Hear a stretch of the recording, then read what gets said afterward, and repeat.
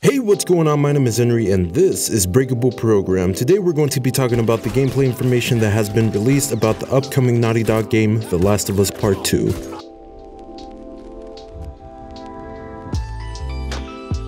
I think the biggest trailer that they had at E3 this year was The Last of Us gameplay trailer. The demo that they showed looked like it was all scripted, but impressively, the Naughty Dog team said that everything in the demo was an actual mechanic that could be found in the game. The biggest improvement they made over the original Last of Us is the stealth system and how you maneuver around the map. During the trailer, you see Ellie squeeze through gaps, crawl under cars, go prone in foliage, and a few other crazy things that I don't think I've seen in the game before. Neil Druckmann, the creative director behind The Last of Us Part 2, explained analog stealth in an interview with Kotaku, saying, "We have this concept of analog stealth, so in other games including Uncharted 4, when you were in tall grass or some kind of vegetation covers you, you're completely hidden. That's not the case in the new Last of Us. They added a stealth meter to the game where you can see how well hidden you are in your current location. But even with this meter completely maxed out, you will never be fully hidden. It just changes the distance an enemy has to be from you in order to spot you. They also added new locations for you to hide. Before, your only means of stealth was hiding behind a crate or a wall. Now the added prone mechanic allows you to hide in foliage and even under cars. Since they added all these new hiding spots, they also had to upgrade the enemy's search system to account for these changes. Overall, these mechanics are meant to make the gameplay feel more realistic and grounded. The first Last of Us was also a stealth-heavy game, but one thing that it did, and many other games also do, is have a very artificial mechanic of getting spotted. In most games, when you get spotted instantly, every enemy in the map knows your position, which fortunately for would-be bank robbers isn't the case in real life. Neil Druckmann also talked about this in the interview, saying, "Now there's information propagation, so whoever sees you, they have to call it out. Whoever hears you then has to call it out. So now, even if you do get spotted, you have a chance to stop the person who spotted you from relaying that information to everyone else. And you can actually see this in action in the gameplay trailer."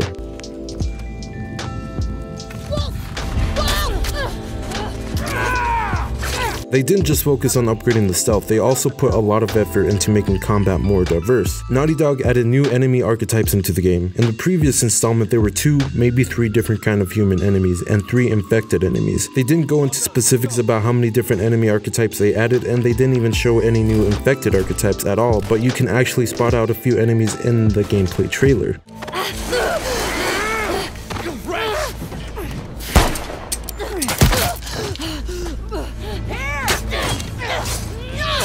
GameSpot also had a chance to talk to Anthony Newman and Kurt Marganu, co-directors behind The Last of Us Part 2, about some new gameplay mechanics. They mainly talked about how they added a whole bunch of contextual animation, saying, "In classic Naughty Dog style, we always try to contextualize animation, so the dodge and shoot play away from the arrow is different from when the blade is about to hit her. Every strike has its own dodge based on the angle, how high it is, different things." But they did also talk about one more aspect of the gameplay that wasn't really explained during the PlayStation E3 panel. You'll notice in the lower right there's a little arrow icon, and it's like you're afflicted with arrowness. It disables your listen mode and it totally screws up your aim, so you have to try and find a safe spot to take the arrow out. I think the new arrow mechanic is a pretty cool concept, and just in general, I think all these changes that they are making to the game are going to significantly improve it from the original. The Last of Us is my favorite game, and after replaying it for this video, I noticed that the gameplay is its biggest flaw. With all these new improvements, hopefully it will bring The Last of Us Part 2 to a whole new level. One last thing that was mentioned was the fact that the multiplayer called Factions is coming back to the second game. They didn't say anything else about it, but the original multiplayer was actually really good, and I don't think it got as popular as it should have been. If you like this video, give it a like, and hey, share it with your friends. Thank you guys for watching, and I'll catch you next time.